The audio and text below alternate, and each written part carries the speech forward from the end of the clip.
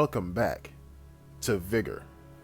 It is your boy, Stealth Jets, leader of the JSS. Y'all know why I like to play this game? Because there's two things that happen pretty much every game, every encounter. The first thing that happens is you learn something about your opponents. Now, when I say opponents, I'm assuming that everybody has somewhat similar tendencies. That's what I'm assuming.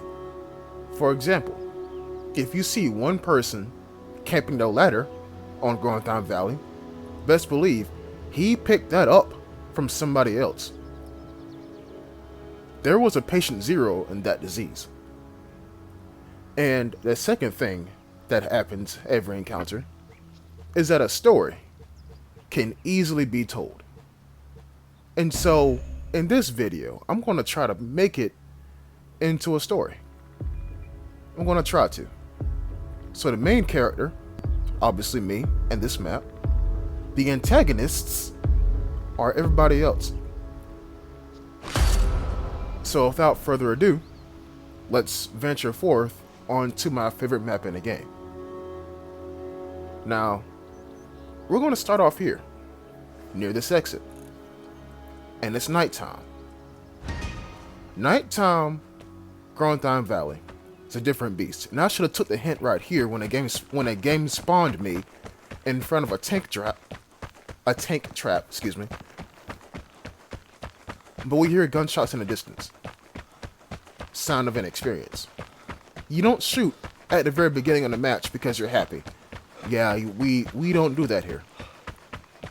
So as I make my way down this road, I'm gonna ask you something. Did you pay attention to the detector? Why would I get pinged this early in the match? My initial thought is that somebody's near the container, which was right near where I was going toward. But as soon as I realized that fact, I see somebody crawling up the ladder.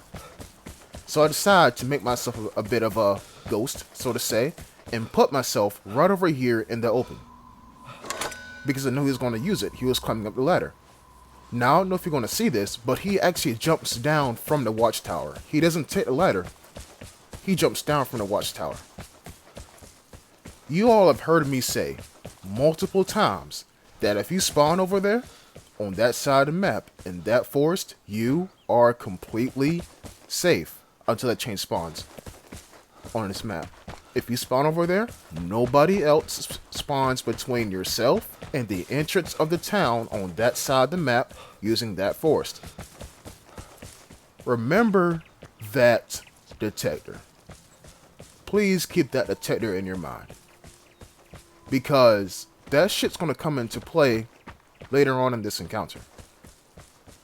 And so, knowing that that guy knows how many people are here, I decide, well, how many people are here? And so, I do that. Everybody on the map knows where the jammer's at. Everybody on the map gets a message where the jammer, that the jammer was used. Not where it's at, but that it was used. And so, it makes complete and total sense to me when I hear somebody coming around the corner. I know the spawns on this map. I spawned near the exit, and somebody else spawns pretty much near that detector. I mean, the tower. So it makes sense for somebody to come running around the corner to investigate. What I just did was the equivalent of flattening Snake or Raiden, against the wall, and hitting the B button or the circle button to knock against the wall. And then the enemy comes around and says, and then they come around to investigate.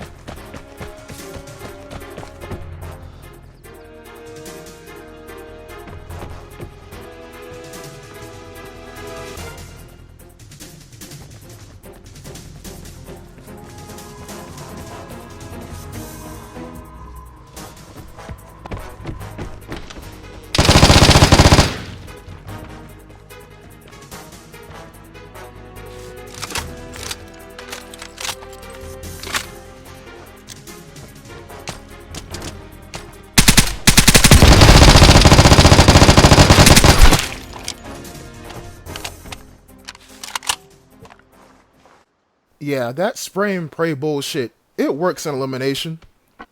For some strange fucking reason, it does, but in encounters, you actually gotta aim. And yeah, wow.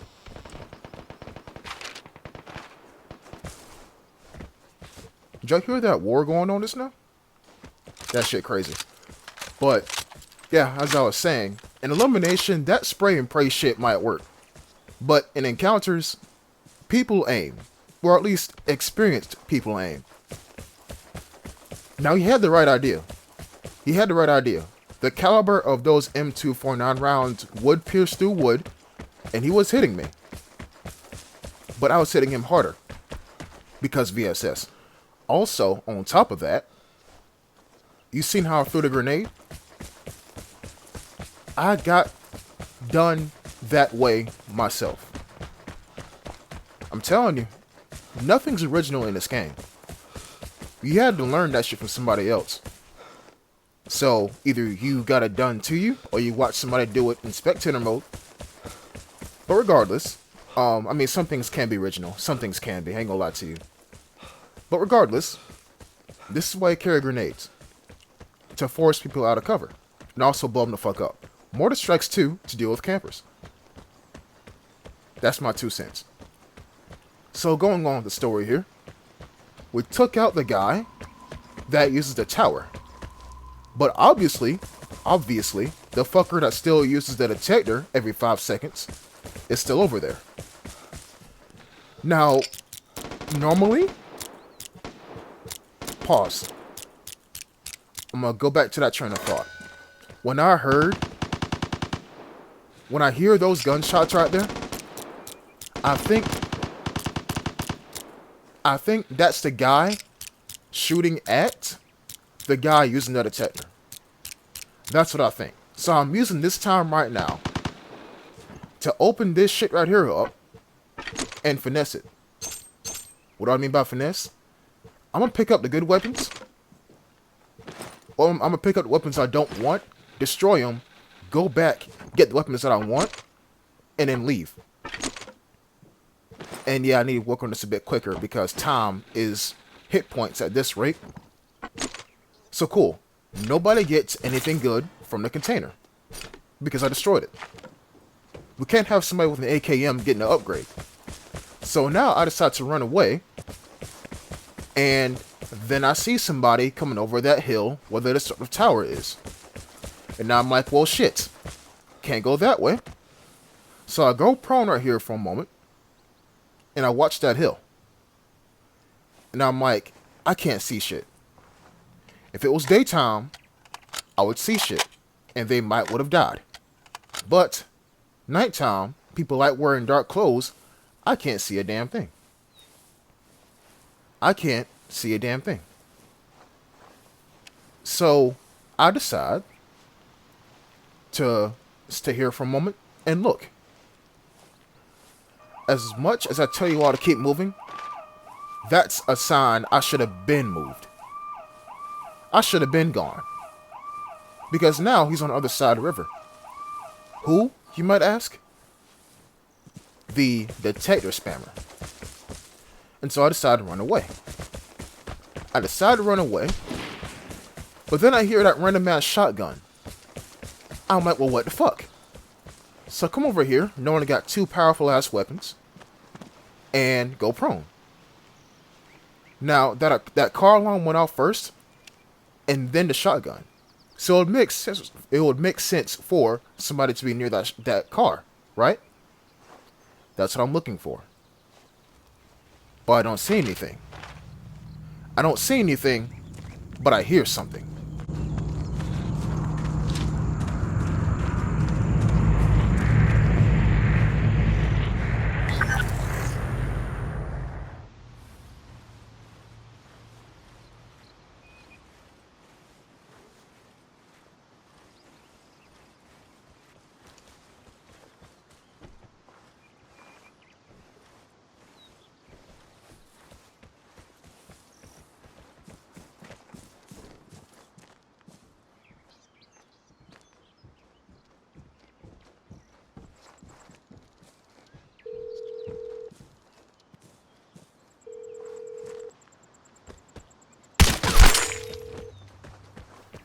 That was pure experience. Yes, you can shoot somebody through wood and hit their head. I should have investigated this little spot right here a bit further. So what I was doing right there, I was like, okay, that's at the top of the map. I got enough time, I can run over there. I'm going to delete the unnecessary ammunition. And I'm going to pick up what this guy has that I actually want. More ammunition. Destroy the part. We're going to bounce. Remember when I told y'all to keep remembrance of that detector? This was a guy who kept using it. This guy is the guy with 2 shotguns. The reason why he kept using that detector is because he kept track of how many people are near the container. I should have realized that shit. And where he was placed was ideal. Look at the house that I'm in, where my corpse is in. The door comes out facing him. The windows come out facing him. There is no other way out other than facing him. He put himself in a perfect position. I died as soon as I entered that house. Not leaving it, but entering it. Look, there's no windows on that side. There's no windows on the left side of the house, so I was fucked as soon as I entered that house. There's no windows. So, what can you learn from this encounter? Be quick. I initially died when I started doing the whole delete weapons that are good but don't want anybody to have thing. I should have got what I needed and dipped. Not stayed after and try to see if I can get anything more accomplished. When I heard that car alarm, when I heard those gunshots, I should have dipped. Remember, people, greed, in my opinion, is the biggest killer in Vigor. Spoiler alert, these 2 guys don't kill each other. This guy hears him, but he doesn't go any closer than this. So, like I always say, I'm going to make it up to y'all. And I'll be wearing black when I do it. Until next time, peace.